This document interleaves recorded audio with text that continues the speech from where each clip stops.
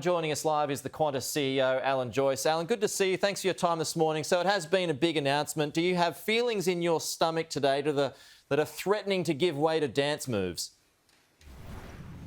Peter, just about. I mean, this is the best news that we've had in 2 years.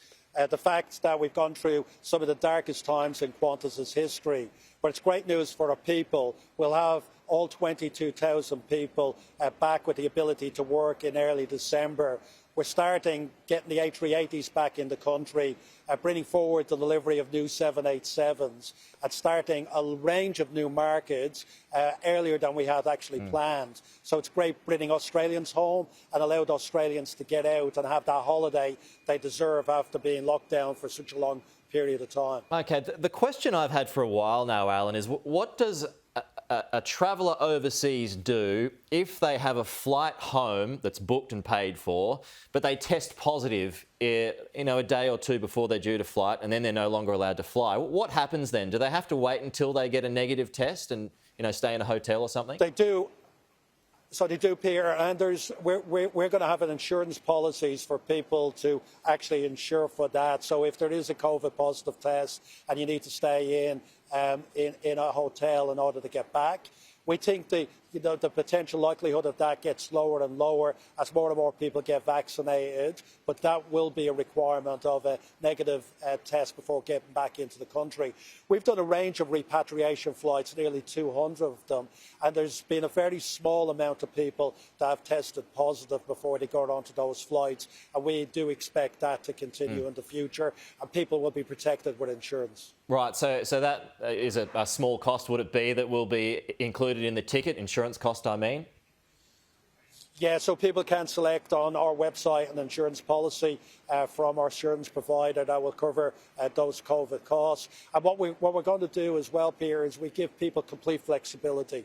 So we have that in place now for some time. If people need to change the flight or move the flights, not only for this reason, but for any reason, they have complete flexibility to do it at no charges. And that's the way we'll be operating for some time. $6 billion of net debt is what Qantas has at the moment. Alan, when do you think Qantas will be back in the black again? So we're not going to give a forecast because there's still a lot of uncertainties out there.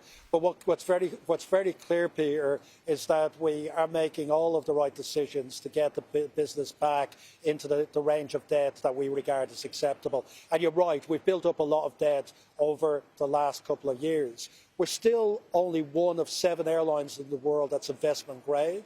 So we're seen by the investment community, by the share market. Actually, our market cap is our record high at the moment. We're seen to be a good investment and have managed this well. Over the next couple of years, every intent to repay back that debt.